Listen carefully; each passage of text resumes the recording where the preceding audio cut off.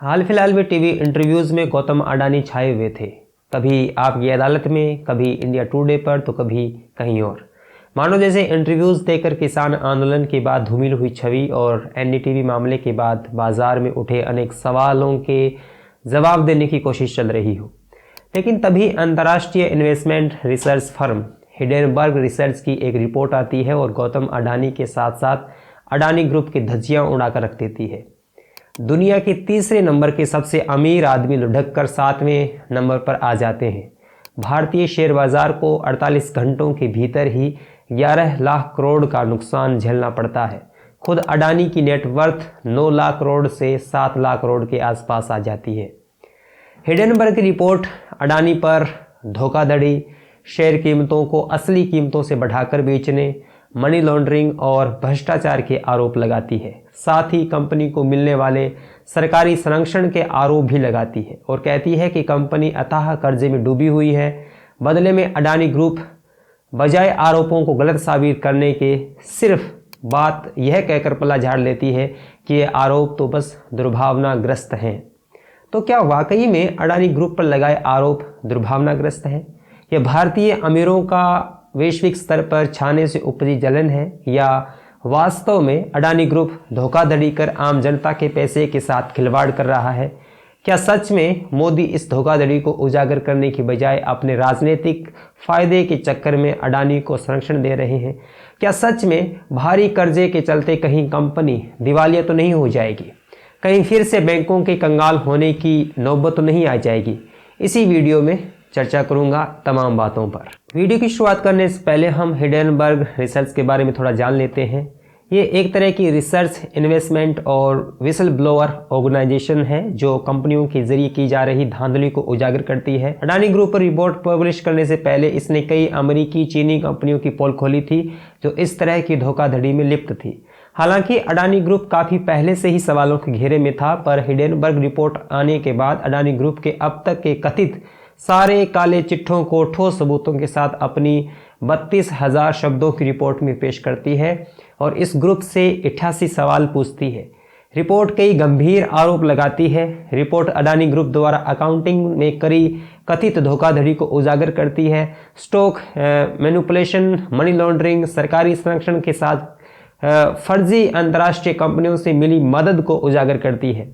साथ में एक चिंताजनक आरोप लगाती है कि SEBI, securities and exchange board of India, जो भारत में शेयर बाजार की धोखाधड़ी पर नजर रखती है, वो दरअसल अडानी ग्रुप को दंड देने के बजाय उसको बचाने की कोशिश करती है। अब मैं बहुत ही आसान शब्दों में आपको समझाने की कोशिश करूंगा कि आखिर दिक्कत कहाँ है। अडानी समूह का कुल बाजार मूल्य है 17.8 लाख करोड़ का और तकरीबन 218 बिलियन US$ के माना जाता है, उसके समकक्ष माना जाता है। इस 218 बिलियन में 120 बिलियन US$ की वैल्यू पिछले 3 साल में बनी है। जहां पूरा विश्व कोरोना की वजह से मंदी की मार झेल रहा था, वहीं अडानी पूरे विश्व में एकमात्र ऐसे उद्यमी हैं जिनकी नेटवर्थ में कई गुना की वृद्धि हुई।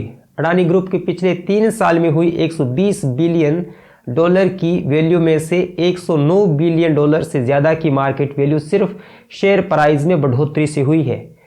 यही पूरी फसाद की जड़ है। इसका मतलब ये है कि ना ही कोई काम, ना ही कोई उत्पादन, ना ही कोई रोजगार, सिर्फ शेयर मूल्यों में वृद्धि से ही कुल वृद्धि को दिखाया जा रहा है। संभव है कि आप में से कईयों को अभी तक आधी बातें समझ नहीं आई होंगी कि शेयर मार्केट क्या है, वास्तविक मूल्य से बड़ा मूल्य क्या है। इसको आसान भाषा में समझने की कोशिश करते हैं। मान के चलिए आपको 100 करोड़ का एक कारोबार बनाना है, जिसमें से सिर्फ 20 करोड़ ही आपके पास है, बाकी के 80 करोड़ आपको बाहर से चाहिए। तो आप 30 करोड़ का लोन ले सकते हैं, पर बाकी के 50 करोड़ आप अपने कारोबार के हिस्सों को बेचकर प्राप्त कर सकते हैं, जिससे इस उद्यम में आपके साथ साथ लोगों की भी भागीदारी हो जाएगी।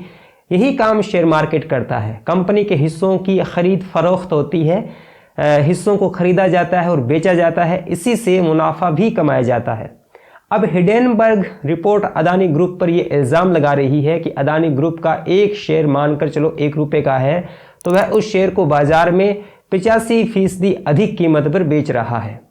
अब सेबी एक नियामक संस्था है जो भारतीय शेयर बाजार में धोखाधड़ी को रोकती है, निगरानी करती है कि कोई कंपनी कहीं असली कीमत से अधिक पर तो अपना शेयर नहीं बेच रही है।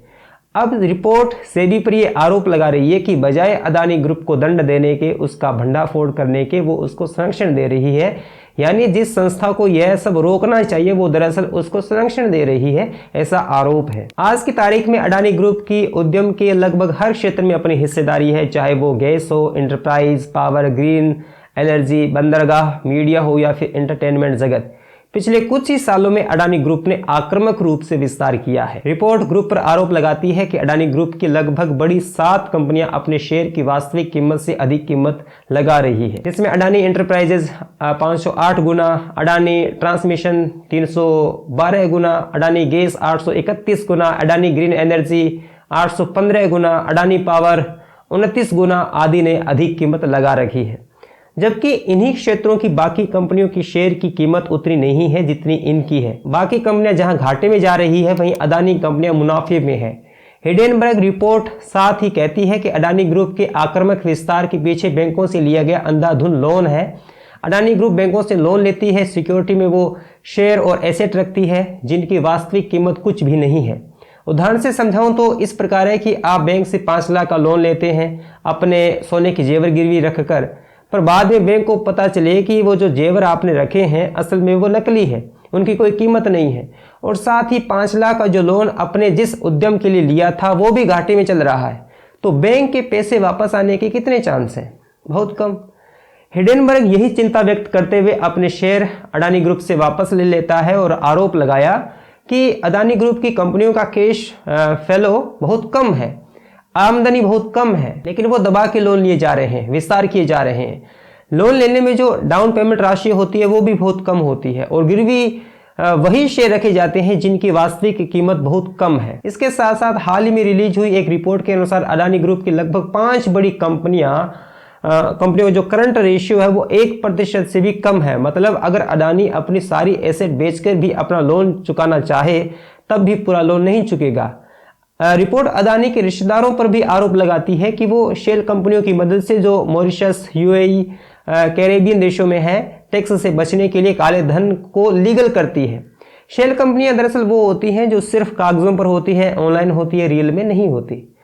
अब जब ये रिपोर्ट बाजार में आई है तब से तहलका मचाए हुए है, शेयर बाजार गिर रहा है। 24 घंटे बाद जाकर अडानी ग्रुप से प्रतिक्रिया आती है जिसमें उनके सीएफओ रिपोर्ट के आरोपों को बेबुनियाद बताते हैं और कहते हैं कि ये आरोप दुर्भावनाग्रस्त है और ग्रुप को बदनाम करने की कोशिश है, क्योंकि अभी 2 दिन में ही कंपनी एफपीओ द्वारा 20,000 करोड़ का फंड एकजुट करने वाली थी। उससे पहले कि इस रिपोर्ट का आना यही दर्शाता है कि कंपनी की इमेज को किसी भी तरीके से क्षतिग्रस्त किया जाए।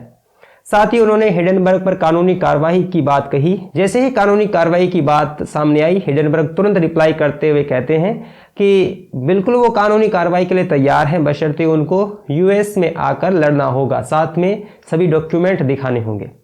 इसके बाद अडानी ग्रुप की तरफ से कोई ठोस प्रतिक्रिया नहीं आई है। क्या सच में मोदी सरकार अपनी संस्थाओं की मदद से अडानी के इस फ्रॉड को बचाने की कोशिश कर रही है? हालांकि अडानी और मोदी की नजदीकियां जग जाहिर है। जहां 2014 तक अडानी की संपत्ति $8 बिलियन थी, वहीं 8 साल में ये संपत्ति $137 बिलियन पहुंच चुकी है, सीधा 1600% की वृद्धि। अडानी ग्रुप मार्केट में जैसे ही अपने एफपीओ लॉन्च करता है, उसकी शुरुआती फीस पर शेयर 3276 रुपये होती है, पर बाजार में आते ही उसकी कीमत गिरने लगती है और कीमत 2768 तक पहुंच जाती है। अब सामान्यतः खरीदार शेयर खरीदेगा तो कम कीमत पर ही खरीदेगा, पर पब्लिक सेक्टर की कंपनियां एसबीआई हो चाहे एलआईसी हो, हम सब लोग इनमें पैसे डालते हैं, वो इन शेयर को बजाय कम कीमत पर खरीदने के शुरुआती कीमत 3276 पर खरीदती है। एलआईसी और एसबीआई की यह खरीदारी दोनों को लगभग 78,000 करोड़ का नुकसान कराती है। अब इस खरीद फरोख्त पर सबके कान खड़े हो जाने लाजमी है कि कैसे एक गिरते शेयर को अधिक कीमत पर खरीदकर उसकी साख बचाई जा रही है, वो भी किसके पैसों से?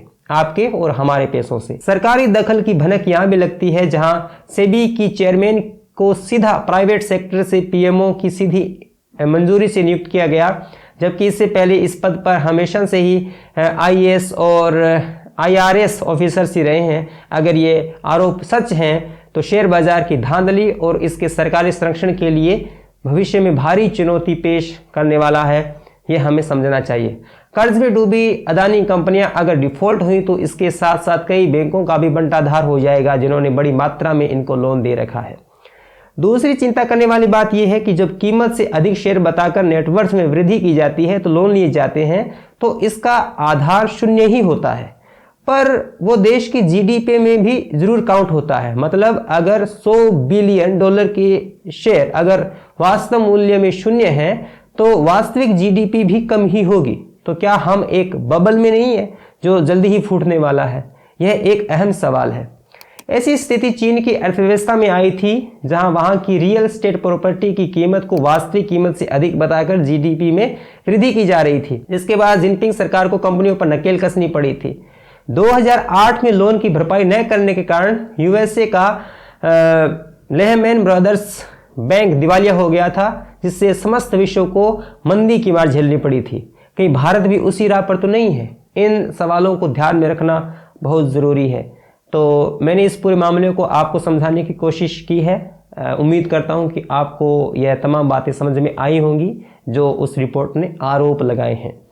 ऐसे ही वीडियो देखने के लिए इस चैनल को सब्सक्राइब कीजिए और मिलेंगे अगले वीडियो में। तब तक के लिए धन्यवाद। सब्सक्राइब कीजिए कुमार शाम यूट्यूब चैनल को और बेल आइकन भी दबाना न भूलें।